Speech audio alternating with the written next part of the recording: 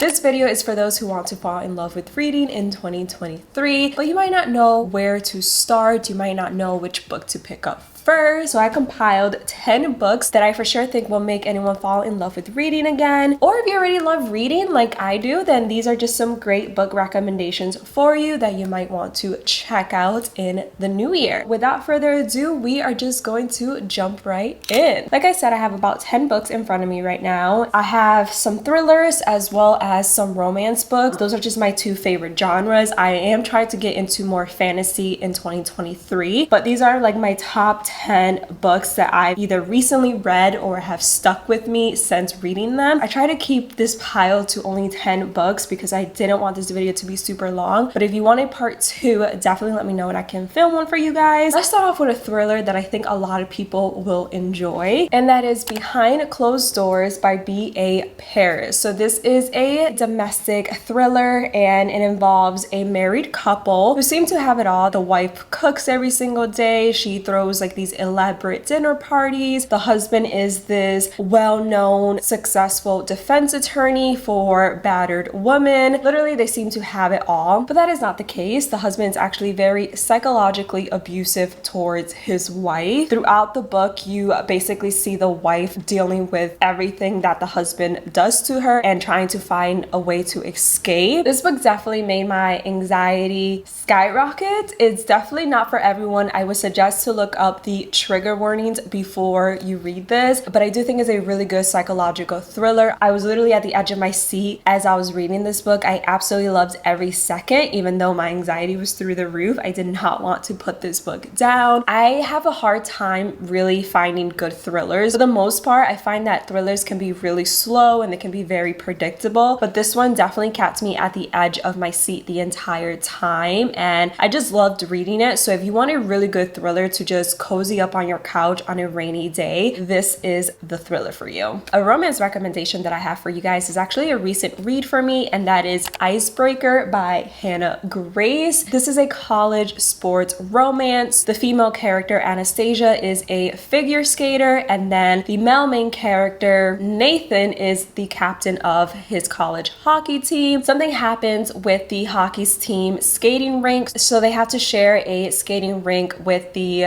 figure skating team, which is when Anastasia and Nathan meet one another. At first, Anastasia doesn't want anything with Nathan. She is upset at the hockey team for making her have to share her skating rink time, but then Anastasia's partner gets hurt, so Nathan has to step in and help Anastasia out. He actually becomes her figure skating partner. It reminds me a lot of the book The Deal, which is the first book in the Off-Campus series by Elle Kennedy. If you enjoy that book, then I think you'll really enjoy this book. One thing to know is that it is quite spicy, but I just love how it tackles so many important topics. It covered eating disorders, battling perfectionism, and so many important topics were covered in this book in such a beautiful way. But it's not all super deep. There were some funny parts and some really cute moments in this book. It's the first book in a new series by Hannah Grace. I think this is called the UCMH series, and I'm super excited to continue the series. I don't know when the second book comes out, but hopefully it comes out this year because I honestly cannot wait to read it. I fell in love with Hannah Grace's writing in this book, and the side characters are just 10 out of 10. Trust me, you're going to fall in love with Henry. That's all I'm going to say, but trust me, you will fall in love with Henry in this book. The next book that I want to recommend to you guys is Home Before Dark by Riley Sager. This is a horror/thriller book. It's very much Amityville horror vibes. Like, the story is very similar to the Amityville horror story. If you're familiar with that whole thing, then you'll find a lot of similarities between the Amityville horror story and this book. This one follows Maggie Holt, whose parents owned a Victorian estate called Banbury Hall, which has a very dark history. A lot of accidents and murders have happened in this house. I think like 3 weeks after living in this house, the family fleds in the middle of the night. An ordeal her father later recounted in a nonfiction book titled House of Horrors. When this happened, Maggie was a little girl, so she has no memory of everything that her father described in his book, and she actually doesn't believe her parents. She doesn't believe that this house was in fact haunted. She thinks that they had been lying this entire time. Flash forward a number of years, her father passes away. In his will, he leaves Banbury Hall to Maggie. Since Maggie doesn't believe in this like haunted house story, she actually goes and moves into Banbury Hall to try to renovate it and to eventually sell it. But as she starts staying in the house by herself, strange things start happening, and she's hit with the realization that what her father wrote in the book may actually be true and the house might actually be haunted. I actually really enjoyed this book, and I was actually scared reading the first half of this book. Like, I was reading it home alone and I kept looking over my shoulder to make sure no one was behind me. Again, if you're looking for a good horror book, definitely check out this book because you're not going to regret it. The next recommendation is such a cute little YA book, and if you know me and my reading taste, you know that I'm actually not a huge fan of YA books, but this one honestly tugged at my heart and I loved it, and that is Better Than the Movies by Lynn Painter. This book follows Liz, who is a hopeless romantic. She is obsessed with romantic comedies and she believes that her life should look like a romantic comedy movie. Like, she believes in true love and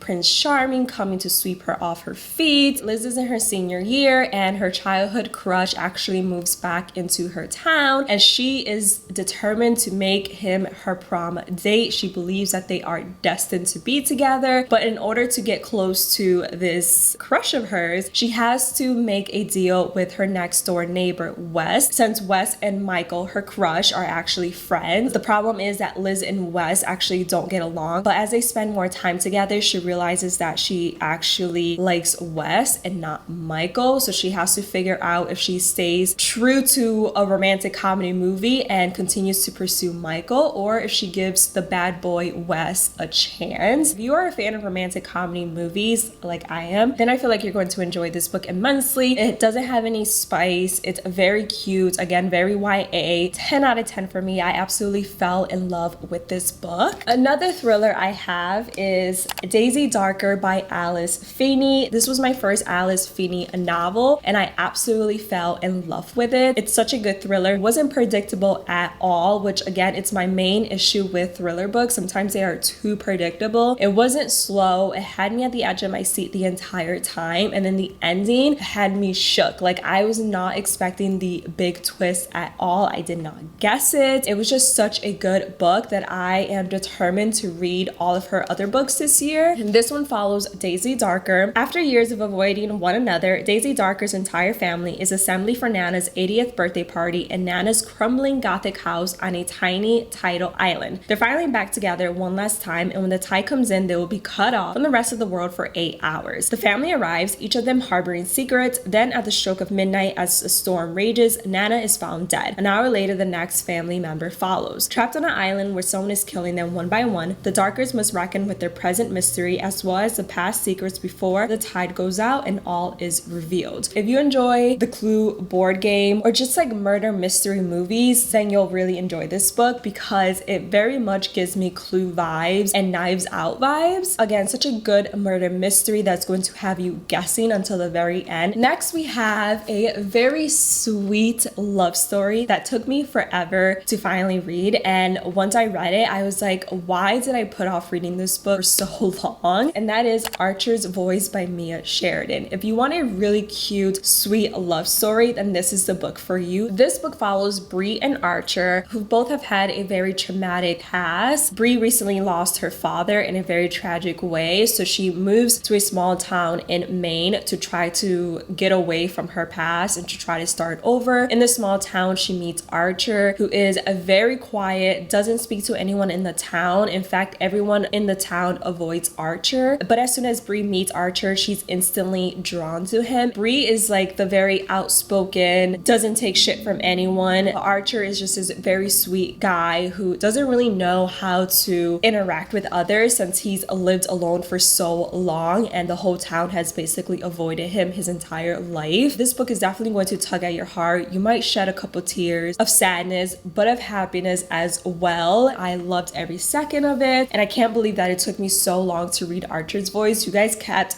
telling me that I needed to read this book, and I kept putting it off. I feel like this one is talked about a lot. Well, it was talked about a lot last year, and I felt like it wasn't going to live up to its hype, but I was completely wrong. Absolutely love this book and will continue to recommend it forever. Then we have The Silent Patient. I'm not even going to try to pronounce this author's last name because I always get it wrong. This is another thriller. This one follows Alicia Berenson, who seems to have the perfect life until she murders her husband. And ever since she murdered her husband, she hasn't uttered a word, and that catches the attention of psychotherapist Theo Faber. He is completely captivated by Alicia's story and wants to figure out if she in fact killed her husband, and if she did kill her husband, he wants to figure out why, since she hasn't spoken since the murder happened and she hasn't really explained why she shot her husband or anything like that. It is quite slow at the beginning, but it definitely picks up halfway through the book, and this is another book where the ending caught me by complete surprise. I did not see the ending coming at all. When I first started reading this, I was like, okay, this is kind of boring, not what I expected at all, and then it had a huge 180 and it became one of my favorite books of 2022 for sure. So definitely check out The Silent Patient if you haven't. This is another very popular book, so I'd be surprised if you haven't read it yet, but if you haven't, definitely check it out this year. Moved into my bedroom because there was a strange noise in my kitchen that kept distracting me. Hopefully that noise didn't show up in the video, and if it did, I am so sorry. I have 3 final books to recommend to you guys, and they're all romance. The next one is By a Thread by Lucy Score. I recently read this during a 48-hour reading vlog, which you guys will see very soon. This one is a grumpy sunshine workplace romance. It follows Dominic and Allie. Dominic is obviously the grump. He is the creative director at his mom's magazine called Label. While he's having dinner at a pizza shop with his mom, he actually gets Allie, the waitress at the pizza shop, fired. The mom feels terrible for her son's behavior, so she offers Allie a job at the magazine. When Dominic discovers that he'll be working with Allie, he is determined to make her quit, but she can't quit because she has a lot of financial obligations and she needs the money from this job. One thing that they can't deny is that they're instantly attracted towards one another. They're constantly bickering, going back and forth. Allie is the only one that isn't afraid to tell Dominic when he's being an ass, and Dominic finds that refreshing because everyone else kind of runs away from him and is scared of him or intimidated by him, but he doesn't want to pursue a relationship with her because they work in the same company and he's her higher up. It's a very cute little romantic comedy. It's actually very funny. I was laughing out loud as I was reading this book. It had a lot of cute moments, a lot of deep moments. It also covers workplace romances and consent and harassment very well. So even though it's a romantic comedy, it does cover some deep topics. I didn't think I was going to like it because of how thick it was. I honestly thought that I was going to be bored reading this, but it actually turned out to be a really good book. The next book is a book that did come out last year, and some people don't like it, but I fell in love with this book when I read it, and I definitely don't think it's everyone's cup of tea. I'm going to warn you guys that even though it's labeled as a romance book, the romance is a subplot and it's not the main focus of the book, so keep that in mind. But the book is called Book Lovers by Emily Henry. This one follows Nora and Charlie. Nora is a literary agent and Charlie is a book editor. When they first meet, it's a complete disaster, but they actually keep running into each other years later. I think it was years later. I read this a while ago, but they are both in a small town called Sunshine Falls in North Carolina, where they're constantly running into each other. This book very much focuses on Nora and her life and her overcoming her own struggles and just coming into her own person. So it's very much a book about Nora and her character development. That is why I say that the romance is a subplot, like it's there, but it's not the main focus of the book. And I think when this book first came out, a lot of people expected it to be like Beach Read and People We Meet on Vacation by Emily Henry, where the romance was the main focus. This one, the romance takes a back seat and the main character struggles and her overcoming those struggles struggles are the main focus of the book. So if you're okay with the romance being a subplot, definitely check out this book. I fell in love with the writing. This was my first Emily Henry book and I loved it. The final book that I want to recommend to you guys is one that I don't really talk about all that often, even though I read it last year, early last year in fact, and I always forget about it until I see it on my bookshelf and I'm like, wait, I actually loved this book and I don't recommend it enough, so I'm recommending it in this video. And the book is The Worst Best Man by Mia Sosa. This was one of the first romantic comedies that I read last year and I absolutely loved it. So this one follows a wedding planner whose fiance breaks up with her on their wedding day. He actually sent his brother Max to break up with her, and because of this, Lena actually blames Max for the wedding not happening, even though it's actually not his fault at all. Years later, Lena and Max run into each other. Lena's actually going in for a job interview and she really wants the job, but the problem is that the job that she's interviewing for is the company where Max works, so they are forced to work together. Of course, Lena absolutely hates Max because she has been thinking for years that he is the reason why his brother didn't marry her, but as they continue to work together, they realize that that in fact is not true and that they're actually attracted to one another, but they're scared to pursue a relationship because it seems wrong. Like, Lena was about to marry Max's brother and would have married Max's brother had he not left her on their wedding day. It's a very funny romantic comedy. The main character, Lena, is such a funny character. I loved her personality. She was so strong, super independent. I fell in love with Max. He was so sweet. And I really like this book because it actually has a lot of diversity and a lot of representation. So I definitely recommend for you guys to check out this book if you want a